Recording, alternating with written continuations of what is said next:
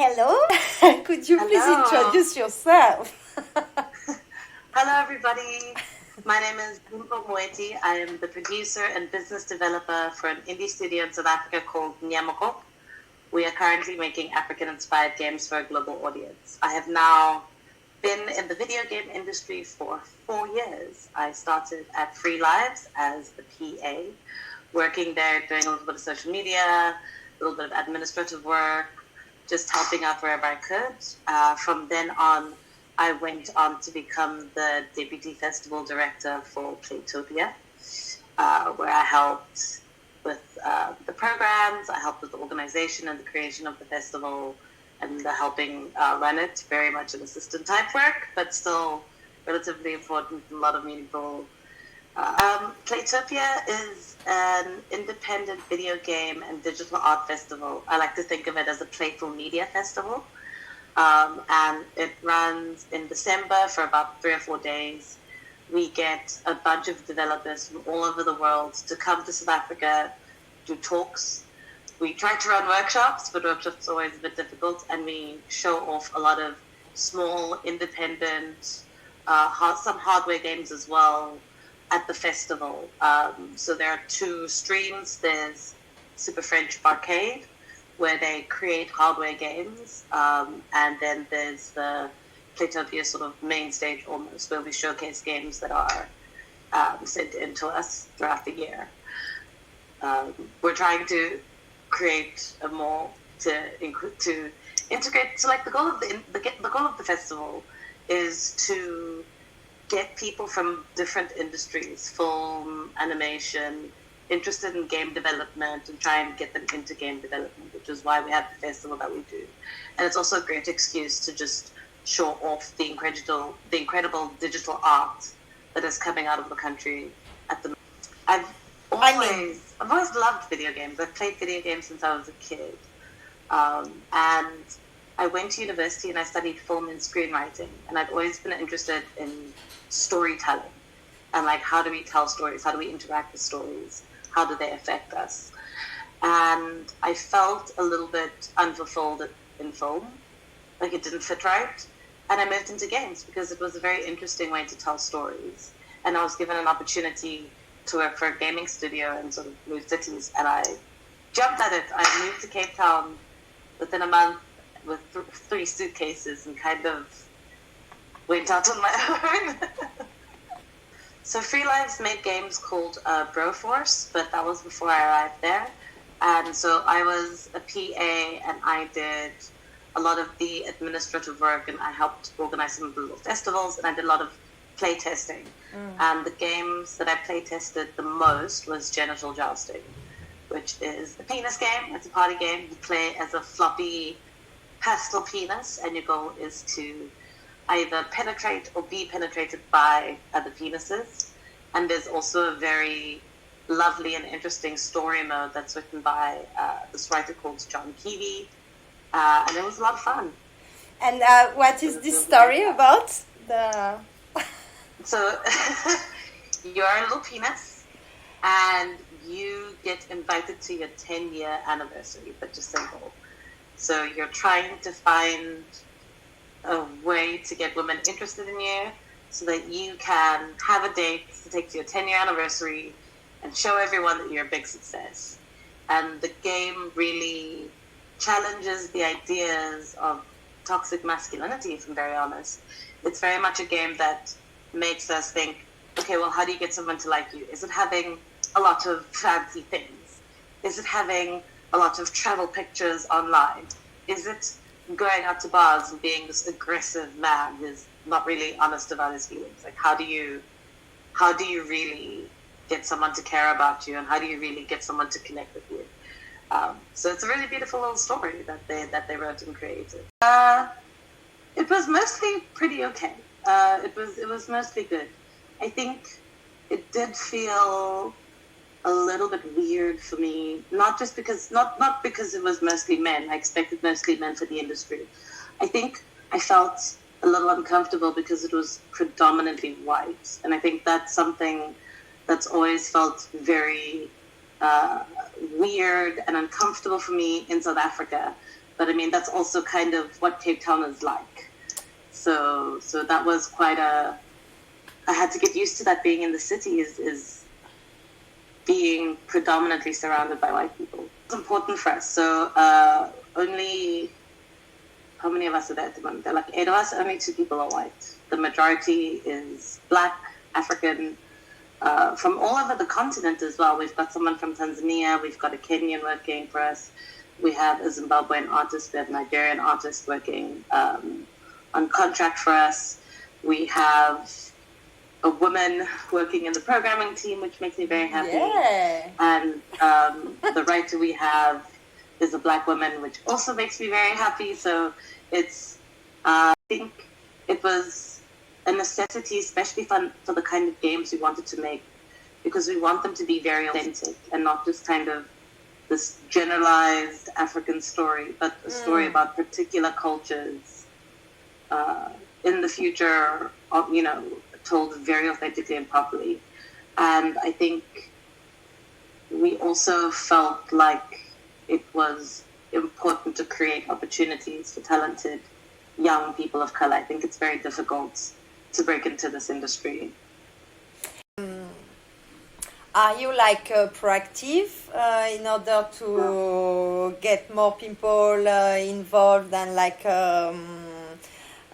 Black South African? How do you do that? Workshops, interventions in schools, or? I mean, there are a lot of young Black talented people coming out of universities, because one of our public universities, WITS, has like a game design course. So it's not that there aren't a lot of talented young Black people. There are. Our industry is just very small, so the industry can't absorb all of the graduates coming out of the degree. So a lot of those graduates end up working in like game development adjacent industries or in the tech industry, because the skills they get out of that course are incredible and can be applied to almost anything in the tech sphere. So they end up just going into other industries where they can have stable employment, where they can have, you know, good pay, and that's reasonable. But I mean, for us, it's always been just keeping an eye out on talent and understanding that there are perceptions that exist for people of color and for women and how we're perceived in the industry. And so it's harder to break in even if you're talented and have potential. And so there's a lot of talented people working in ancillary industries like in animation. And so they'll need a little bit of time and a little bit of training to get into game development particularly. But we account for that, and we're willing to take the time to train someone up because we think that the potential that they have is worthwhile. So that's the politic of the company. So you take people and you train them during like how long, like 1 year? Or? So I mean, like it's yeah. So it's not really like a year. I mean, we're very new to this. We're in the prototyping process at the moment. So we're just sort of trying to put the game together and figure out what it is. But we let people work on the game, and we give them access to mentors if they want mentors to talk to. And we've budgeted for additional training if we think that's necessary or if they want to go into any additional courses. But I mean, the best experience in terms of game development is making a game. So it's really just through the process of prototyping that we're helping people gain the skills particular to game development, which is just allowing them to really reach their full potential and just really express their creativity and their talents. I think it's because there are very few Black women in video games. Like, if I'm very generous, there may be like 7 of us in the industry at the moment. You mean in South Africa or? Yeah, in South Africa. Yeah, there are probably like 7 of us, if I'm like super generous.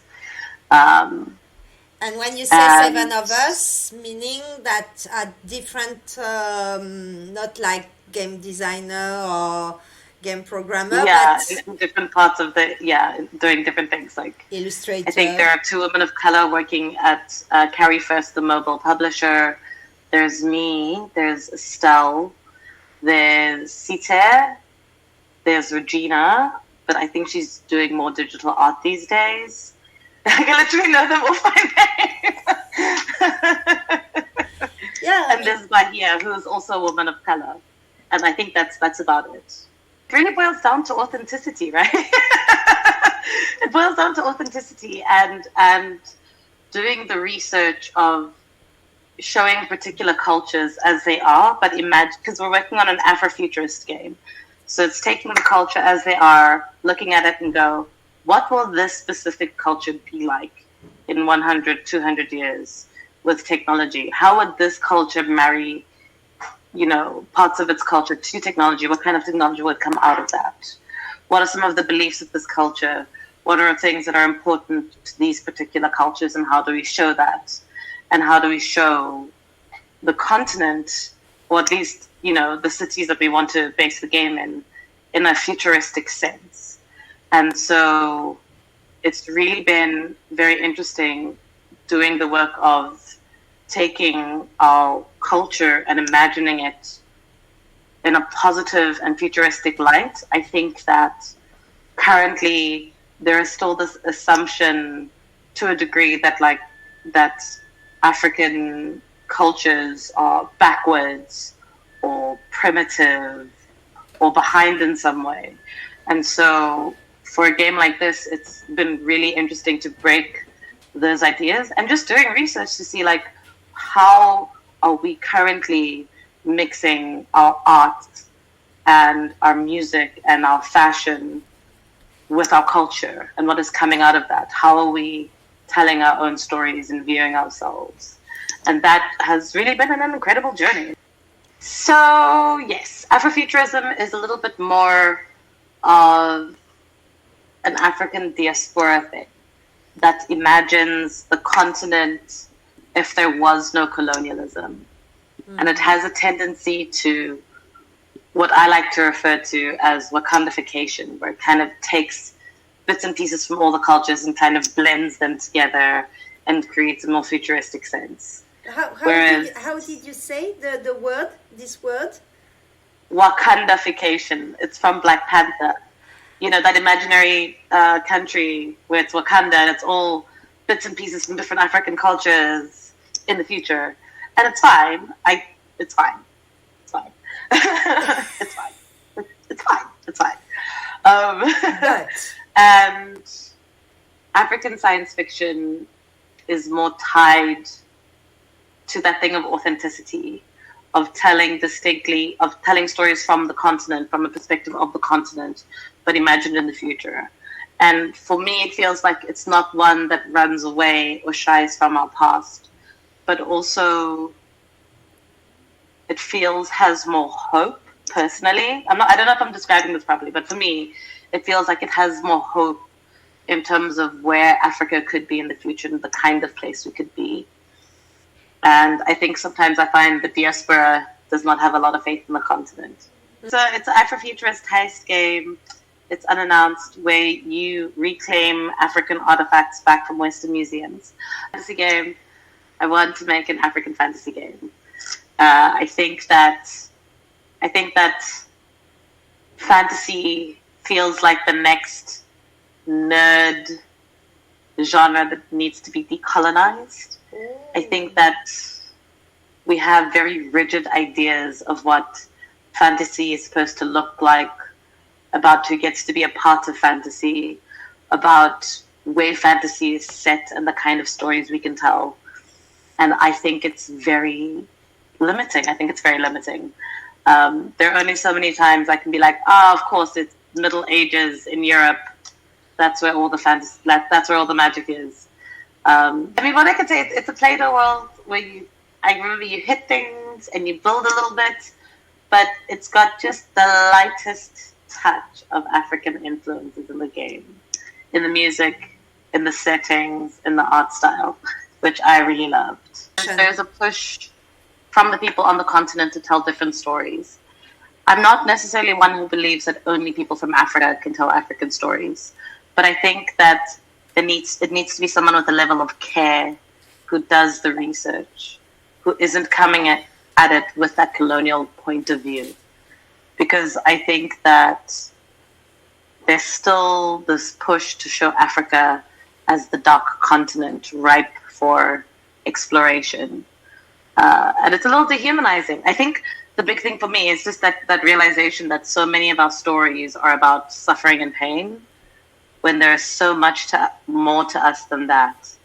And so it feels very important for me to break away from that idea that like what connects me to other Africans or to other Black people is just the, racism we experience or the stereotypes that we have to come up against. I think there's more to it than that, especially on the continent. And I think that by just telling stories of poverty and pain, we create this image that that's the entirety of the Black experience. Well, it's just not. It just isn't.